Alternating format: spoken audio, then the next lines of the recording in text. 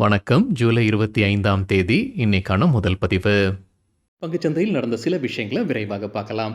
முக்கியமான தகவல், நான் செபி ரெஜிஸ்டர்ட் அட்வைசர் கிடையாது. நம்ம சேனல்லேருந்து எப்போதுமே ஸ்டாக் ரெக்கமெண்டேஷன்ஸ் கிடையாது. யூடியூப் சேனல் மட்டும் இல்லைங்க, மற்ற சோஷியல் மீடியா பிளாட்ஃபார்மான இன்ஸ்டாகிராம், வாட்ஸ்அப், டெலிகிராம்லேருந்து கூட நம்ம ஸ்டாக் ரெக்கமெண்டேஷன்ஸ் வழங்குவதில்லை. மேலும் பணத்தை வாங்கிட்டு எந்த சேவையும் வழங்குவது இல்லை. பல போலியான குரூப் இயங்கிட்டு இருக்கு. தயவு செய்து ஜாகிரதையாக இருங்க. இந்த வீடியோவில் காட்டக்கூடிய அனைத்து கம்பெனிகளும் வெறும் இன்ஃபர்மேஷனல் பர்பஸ்க்காக மட்டுமே முதலீடு செய்யுங்கன்னு சொல்கிற வீடியோ கிடையாது. எந்த ஒரு முதலீட்லையும் ரிஸ்க் இருக்கும். ரிஸ்க் புரியாமல் இன்வெஸ்ட் செய்யாதீங்க. ரிஸ்க் புரியலைன்னா தயவு செய்து இன்வெஸ்ட்மெண்ட்டை தவிர்த்துருங்க. நம்ம ருபி டிரைவர் சேனலை ஆதரிக்கிற அனைத்து நல்ல உள்ளங்களுக்கும் நன்றி. வெள்ளிக்கிழமை ஜூலை 24ஆம் தேதி நிஃப்டி 0.4% குறைவாக க்ளோஸ் ஆயிருக்கு. 23,760 பக்கத்தில் க்ளோஸ் ஆயிருக்கு நிஃப்டி 50. ஃபாரின் இன்ஸ்டிடியூஷனல் இன்வெஸ்டர்ஸ் 11,100 கோடி ரூபாய்க்கு வாங்கியிருக்கிறாங்க. 15,000 கோடி ரூபாய்க்கு விற்பனை செய்திருக்கிறாங்க. நெட் செல்லர்ஸாக இருக்கிறாங்க 3,900 கோடி ரூபாய்க்கு. டொமஸ்டிக் இன்ஸ்டிடியூஷனல் இன்வெஸ்டர்ஸ் 18,900 கோடி ரூபாய்க்கு வாங்கியிருக்கிறாங்க. 13,500 கோடி ரூபாய்க்கு விற்பனை செய்திருக்கிறாங்க. நெட் பையர்ஸாக இருக்கிறாங்க 5,400 கோடி ரூபாய்க்கு. இந்தியர் ஒருவர் கொல்லப்பட்டிருக்கிறாரு. Indian ministry of external affairs இதை உறுதி செய்திருக்கிறாங்க. பிளாக் சீல ஒரு கப்பல் மீது தாக்குதல் நடத்தப்பட்டிருக்கு. யார் நடத்தின தாக்குதல்னு அந்த செய்தியில் சொல்லலைங்க. இப்போது இந்திய அரசு அதை உறுதி செய்திருக்கிறாங்க. ஒருவர் கொல்லப்பட்டிருக்கிற, ஒரு இந்தியர் கொல்லப்பட்டிருக்கிறார். ஜூலை 18ஆம் தேதி நடந்த தாக்குதல். அந்த கப்பலுடைய பேர் MV OMORFI. நம்ம முன்னவே செய்தி பார்த்துருந்தோங்க. ரெட் சீலையும் இப்போ ஒரு பதற்ற சூழ்நிலை இருந்துகிட்டு இருக்கு. சவுதி அரேபியாவுக்கும் ஹோத்திஸ் இடையே தாக்குதல் நடந்துகிட்டு இருக்கு. அங்கேயும் கப்பல் போக்குவரத்தில் பாதிப்பு இருக்குன்ற செய்தி நம்ம பார்த்துருந்தோம். இப்போ இந்தியாவில் இருக்கக்கூடிய ஆயில் மார்க்கெட்டிங் கம்பெனி சூவஸ் கெனாலை தான் நம்பிக்கிட்டு இருக்கிறாங்க. அது வழியாக எண்ணெய் எடுத்து வருவதற்கான திட்டத்தில் இருந்துகிட்டு இருக்கிறாங்க. மாற்று பாதை குறித்தும் அவங்க பரிசீலனை செய்து வந்துகிட்டு இருப்பதாக பத்திரிகையில் செய்தி வெளியாயிருக்கு. முந்தா நேற்று நம்ம செய்தி பார்த்துருந்தோங்க. பிபிசியில் ஏற்கனவே ஒரு தகவல் கொடுத்துருந்தாங்க. ஆகஸ்ட் மாதத்திற்கு அவங்களுக்கு தேவைப்படக்கூடிய க்ரூட் அவங்க எல்லாமே சப்ளை எல்லாம் முடிச்சுட்டாங்க. இப்போ செப்டம்பர் மாதத்திற்கான சோர்சிங் தான் துவங்கி இருக்கிறாங்க. இப்போ சூவஸ் கெனால் மாற்றுப்பாதையை இப்போ யோசிச்சுக்கிட்டு இருப்பதாக தகவல் வெளியாகி இருக்கு. அமெரிக்கா ஈரான் போர் குறித்தான ஒரு அப்டேட். ட்ரம்ப் இப்போ என்ன சொல்லியிருக்கிறாரு, ஈரான் பேச்சுவார்த்தைக்கு வராங்கன்னு அமெரிக்க அதிபர் சொல்லியிருக்கிறார். இது மறுபடியும் சர்க்கிள் மாதிரி போய்கிட்டே இருக்குங்க. அமெரிக்க அதிபர் சொல்லியிருப்பது இப்போ ஈரான் பேச்சுவார்த்தைக்கு தயாராக இருக்கிறாங்கன்னு. ஆனால் ஈரான் தரப்புலேருந்து என்ன சொல்லியிருக்கிறாங்கன்னா, ட்ரம்ப் ஈராக் வழியாக மீடியேஷன் துவங்கி இருக்கிறாரு. ஈராக்குடைய பிரைம் மினிஸ்டர் ட்ரம்ப்பை சந்திச்சிருக்கிறாங்க. ட்ரம்ப் அல்லது அவங்களுடைய அதிகாரிகளை சந்திச்சிருக்கிறாங்க. இப்போ அவங்க ஈரானுக்கு போயிருப்பதாக பத்திரிகையில் செய்தி வெளியாயிருக்கு. ஆனால் ட்ரம்ப் கொடுத்துருக்கக்கூடிய இந்த சீஸ்ஃபயர் ப்ரொபோசல் ஏற்றுக்கொள்வதாக இல்லைன்னு ஈரான் தரப்பு மறுப்பு தெரிவிச்சிருக்கிறாங்க. லாரஸ் லேப்ஸ் நேற்று குவார்ட்டர்லி ரிசல்ட் அறிவிச்சிருக்கிறாங்க. கன்சாலிடேட்டட் பேசிஸில் நெட் ப்ராஃபிட் 368 கோடி ரூபாய். போன வருடம் இதே குவார்ட்டரில் 163 கோடி ரூபாய் மட்டுமே. ரெவென்யூ இயர் ஆன் இயர் 29% அதிகரிச்சிருக்கு, 2,026 கோடி ரூபாய். எபிட்டா அல்லது ஆப்ரேட்டிங் ப்ராஃபிட் 638 கோடி ரூபாய், இயர் ஆன் இயர் 67% அதிகரிச்சிருக்கு. EBITDA margin 31.5%. போன வருடம் இதே குவார்ட்டரில் 24.3% மட்டுமே. SBI life insurance quarterly result அறிவிச்சிருக்கிறாங்க. நெட் ப்ராஃபிட் 725 கோடி ரூபாய், எதிர்பார்த்தது 696 கோடி ரூபாய். Net profit year on year compare பண்ணும்போது 22% அதிகரிச்சிருக்கு. Net premium income year on year compare பண்ணும்போது 17% அதிகரித்தது, 20,078 கோடி ரூபாய். PVR ஐநாக்ஸ் வெள்ளிக்கிழமை நல்லா பர்ஃபார்ம் பண்ணியிருக்குங்க, 5% அதிகரித்தது. அதற்கு முக்கிய காரணம் அவங்களுடைய குவார்ட்டர்லி ரிசல்ட்டாக இருந்திருக்கலாம். அந்த ரிசல்ட் நம்ம முன்னே பார்த்தது தாங்க. ரிசல்ட் ரியாக்ஷனாக இருந்திருக்கலாம். Q1 அவங்க லாபத்தில் இருக்கிறாங்க. போன வருடம் Q1 நஷ்டத்தில் இருந்திருக்கிறாங்க. 55 கோடி ரூபாய் நஷ்டத்தில் இருந்திருக்கிறாங்க. ஆனால் இந்த ஆண்டு Q1 56 கோடி ரூபாய் லாபத்தில் இருந்திருக்கிறாங்க. கன்சாலிடேட்டட் பேசிஸில் அது ஒரு முக்கிய காரணமாக இருந்திருக்கலாம். PVR INOX 5% அதிகரித்ததற்கு. ஃப்ளிப்கார்ட் குறித்து மணி கண்ட்ரோல்லேருந்து கிடைத்த ஒரு தகவல். ஆன்லைன் ஃபுட் டெலிவரி மார்க்கெட்டில் அவங்க வராங்க. அடுத்த சில வாரங்களில் அந்த அறிவிப்பு வரும்ன்ற எதிர்பார்ப்பு. இட்டர்னல் அதாவது ஜொமேட்டோ அப்புறம் ஸ்விக்கிக்கு போட்டியாக இவங்க களத்துக்கு வராங்க. ஃப்ளிப்கார்ட் அவங்களுடைய ஆன்லைன் ஃபுட் டெலிவரி மார்க்கெட் பிஸ்னஸை துவங்க இருக்கிறாங்க. பிரமல் ஃபார்மா தரப்பு ஒரு அப்டேட் இருக்குது. அகமதாபாத்தில் கனமழை வெள்ளம் காரணமாக அவங்களுடைய ஆலையில் பாதிப்பு ஏற்பட்டிருக்கு. அங்கே உற்பத்தி இப்போதைக்கு நிறுத்தி வைத்திருக்கிறாங்க. போதிய அளவில் இன்சூரன்ஸ் இருப்பதாக தெரிவிச்சிருக்கிறாங்க. இந்த ஆலை எவ்வளவு கான்ட்ரிபியூட் பண்ணது கம்பெனியுடைய ஒட்டுமொத்த ரெவென்யூலன்னு பார்க்கும்போது 3% குறைவுன்னு சொல்லியிருக்கிறாங்க பிரமல் ஃபார்மா. அதே போல் 3M இந்தியா தரப்பு ஒரு அப்டேட் இருக்குங்க. அவங்களுடைய அகமதாபாத் ஆலையிலும் கனமழை காரணமாக பாதிப்பு ஏற்பட்டிருக்கு. போதிய அளவில் இன்சூரன்ஸ் இருப்பதாக அப்டேட் கொடுத்துருக்கிறாங்க 3M India. Hindustan zinc quarterly result அறிவிச்சிருக்கிறாங்க. நெட் ப்ராஃபிட் 5,469 கோடி ரூபாய், குவார்ட்டர் ஆன் குவார்ட்டர் 9% அதிகரித்தது. NDTV ப்ராஃபிட் எதிர்பார்த்தது 5,038 கோடி ரூபாய். ரெவென்யூ 13,747 கோடி ரூபாய், குவார்ட்டர் ஆன் குவார்ட்டர் 1% அதிகரிச்சிருக்கு. NDTV ப்ராஃபிட் எதிர்பார்த்தது 12,716 கோடி ரூபாய். எபிட்டா ஆப்ரேட்டிங் ப்ராஃபிட் 8,050 கோடி ரூபாய், குவார்டர் ஆன் குவார்டர் 4.5% அதிகரித்தது. என்டிடிவி எதிர்பார்த்தது 7,647 கோடி ரூபாய். எபிட்டா மார்ஜின் 58.55%, போன குவார்டரில் 56.9%. என்டிடிவி எதிர்பார்த்தது 60.1%. அப்பர் இண்டஸ்ட்ரீஸ் Q1க்கான நம்பர்ஸ். கன்சாலிடேட்டட் நெட் ப்ராஃபிட் 467 கோடி ரூபாய், இயர் ஆன் இயர் 78% அதிகரிச்சிருக்கு. ரெவென்யூ 6,591 கோடி ரூபாய், இயர் ஆன் இயர் 29% அதிகரித்தது. எபிட்டா 758 கோடி ரூபாய், இயர் ஆன் இயர் 68% அதிகரிச்சிருக்கு. எபிட்டா மார்ஜின் 11.5%, போன வருடம் Q1ல் 8.9%.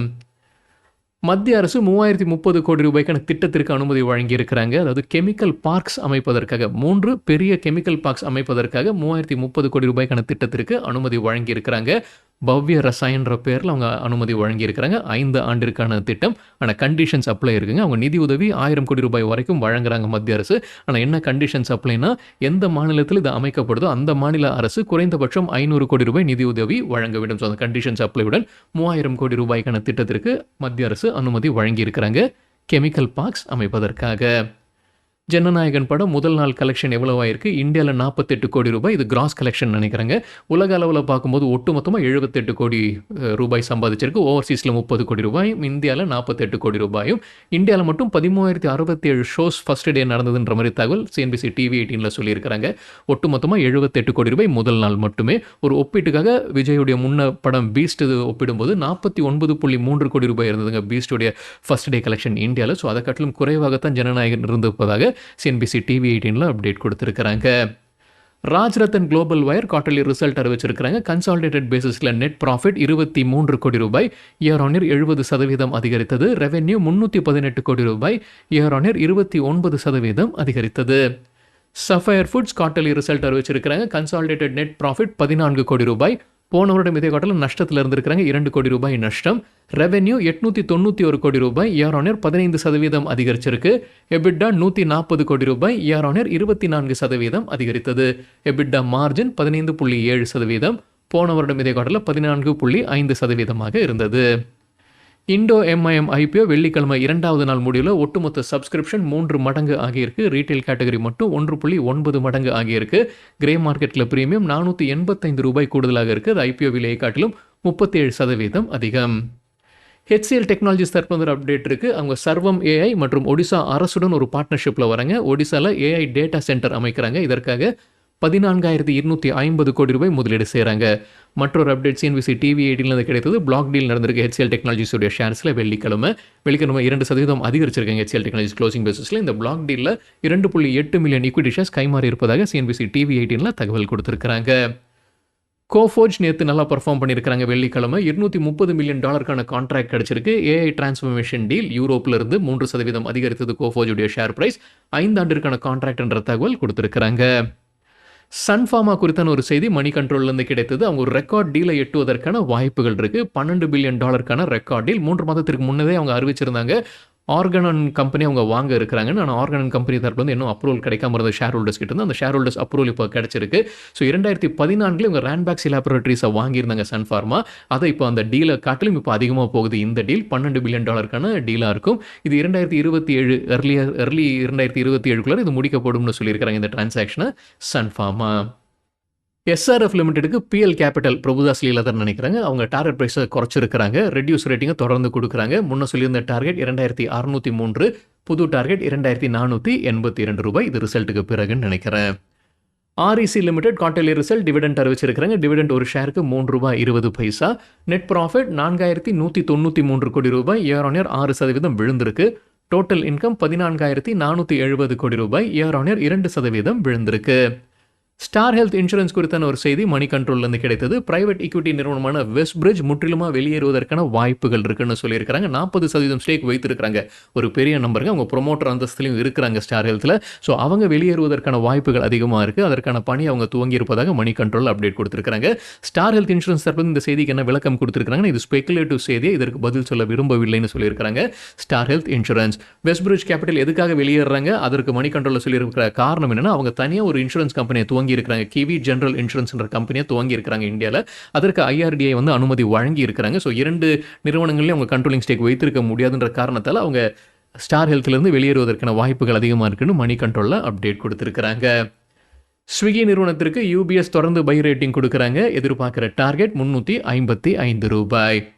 நிஃப்டி 50 அடுத்த 12லிருந்து 18 மாதத்திற்குள்ள 30,800 லெவலில் எட்டுவதற்கான வாய்ப்புகள் இருக்குன்னு அதுல் சூரி பிரபல இன்வெஸ்டர் அவர் கருத்து தெரிவிச்சிருக்கிறார். அதாவது 30% நிஃப்டி 50 அடுத்த 12லிருந்து 18 மாதத்தில் அதிகரிப்பதற்கான வாய்ப்புகள் இருக்குன்னு அவர் கருதுறாரு. NTPC குவார்ட்டர்லி ரிசல்ட் அறிவிச்சிருக்கிறாங்க. கன்சாலிடேட்டட் நெட் ப்ராஃபிட் ரூ. 6,721 கோடி இயர் ஆன் இயர் 12% அதிகரித்தது. NDTV எதிர்பார்த்தது ரூ. 6,224 கோடி, அதை காட்டிலும் அதிகமாகவே அறிவிச்சிருக்கிறாங்க. ரெவென்யூ ரூ. 50,740 கோடி இயர் ஆன் இயர் 8% அதிகரித்தது. NDTV எதிர்பார்த்தது ரூ. 50,837 கோடி, அதை காட்டிலும் குறைவாக அறிவிச்சிருக்கிறாங்க. EBITDA ஆப்ரேட்டிங் ப்ராஃபிட் ரூ. 16,231 கோடி இயர் ஆன் இயர் 29% அதிகரித்தது. எதிர்பார்த்தது 14,709 கோடி மட்டுமே. மார்ஜின் 530 பேசிஸ் பாயிண்ட்ஸ் அதிகரிச்சிருக்காங்க. இயர் ஆன் இயர் கம்பேர் பண்ணும்போது 32%. போன வருடம் இதை காட்டில் 26.7% இருந்தது. எதிர்பார்த்தது 28.9%. சேல் குவார்ட்டர்லி ரிசல்ட் அறிவிச்சிருக்கிறாங்க. கன்சாலிடேட்டட் பேசிஸில் நெட் ப்ராஃபிட் 1,644 கோடி குவார்டர் ஆன் குவார்ட்டர் 10% விழுந்திருக்கு. ரெவென்யூ 26,246 கோடி குவார்டர் ஆன் குவார்ட்டர் 15% விழுந்திருக்கு. EBITDA 4,153 கோடி குவார்டர் ஆன் குவார்ட்டர் 6% விழுந்திருக்கு. மார்ஜின் 15.8%, போன குவார்ட்டரில் 14.3% மட்டுமே. சரிங்க, இதுதான் சில விஷயங்கள் என்னுடைய பார்வைக்கு எட்டியது. நன்றி, வணக்கம்.